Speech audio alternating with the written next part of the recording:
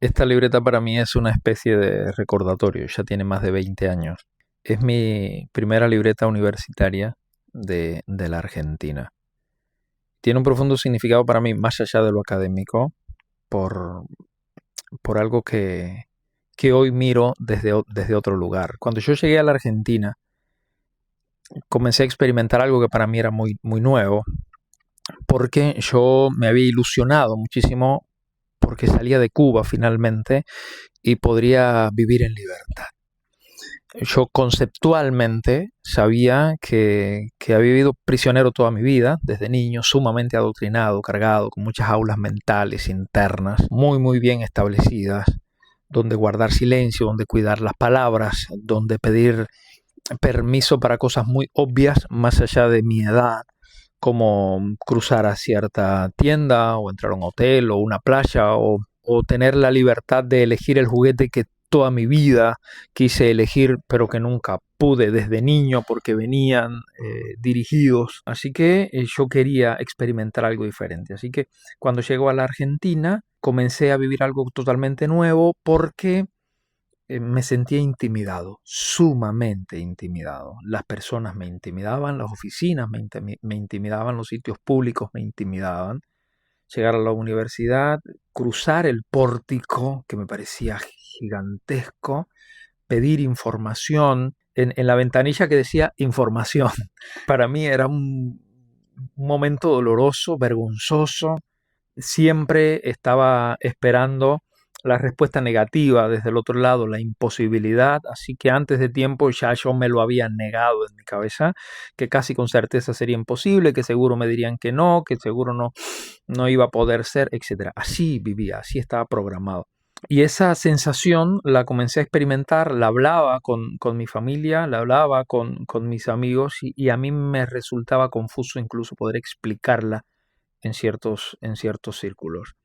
Así que en mis conversaciones internas yo comencé a proponerme que esto debía cambiar, que yo quería no ser solamente libre físicamente, sino mental e intelectualmente.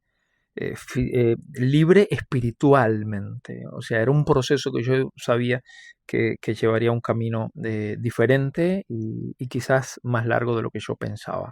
Así que en la facultad de teología donde estaba estudiando, tuve un profesor que él era conocido por ser sumamente castrense, era autoritario. Sus clases eran una especie de monólogo intimidante en el que los estudiantes no podían disentir, solo hablaban si acompañaban su discurso. Incluso tenía compañeros que me decían, mira, yo tuve que irme a estudiar a otra facultad porque no me permitió seguir avanzando. Este profesor era conocido por ello y un día yo me encontré frente a una situación en la que lo que él estaba diciendo a mí me parecía un disparate. Y yo comencé a generar mi discurso. ¿Levanto la mano o me quedo sentado? Lo más cómodo sería quedarme sentado y decir, bueno, es así, así son las circunstancias. Pero yo venía de Cuba y yo estaba cansado de que me silenciaran. Yo no quería seguir violentando mi conciencia ni mis conceptos. Yo quería poder levantarme y hablar en libertad. Así que ese día recuerdo que levanté mi mano y con la cara roja, muy roja, con la adrenalina disparada, sin saber bien cómo iba a terminar aquello, intercambiamos. Él no se dio, obviamente, y yo tampoco. Pero al final del año, ese profesor me bajó mi nota. Las dos únicas materias que recibí de él son las que tienen la calificación con un número 8 en mi libreta universitaria. Yo me esforzaba por tener buenos resultados. Me decía a mí mismo que yo no había ido de Cuba a otro país a estudiar para tener malas calificaciones. Así que en ese momento ese 8 me hirió, me dolió, me hizo sentir impotente. Y cuando tenía la intención de acercarme al profesor para reclamarle por esa calificación que me había dado, ya había otro estudiante, recuerdo, de otro país limítrofe de Argentina, y le estaba reclamando y él lo miró con mucha prepotencia y le dijo, si no estás conforme todavía te la puedo bajar más. Así que la respuesta que le dio a uno de mis compañeros fue suficiente para que yo diera la espalda y me fuera lleno de orgullo diciendo no le voy a pedir que me suba la nota. Aún así, unos cuantos meses después me gradué con honores en la universidad y cuando hoy miro mi libreta universitaria, de las dos calificaciones de las que me siento más orgulloso son de mis dos materias de este profesor, porque esa calificación fue el inicio de mi libertad mental. Marcan el inicio del día que finalmente levanté la mano para decir lo que pensaba. Y, y creo que a partir de allí ya no paré. No fue de golpe, no fue en un instante, fue despacio, pero fue un buen comienzo. Después leía Kierkegaard. Él hablaba de 3 formas de vivir. Una, decía él, es ir detrás de lo que te da placer inmediato. Otra es vivir cumpliendo lo que otros esperan de vos. Pero hay una tercera. Y esa tercera es vivir desde una elección que viene desde adentro. Desde lo que vos realmente sos y no desde lo que el molde que el mundo te ofreció te termina marcando o condicionando tu vida. La mayoría creo que no llega a la tercera opción de Kierkegaard. No porque no quiera, sino porque nunca nadie le dijo que esa posibilidad existía. Yo la encontré.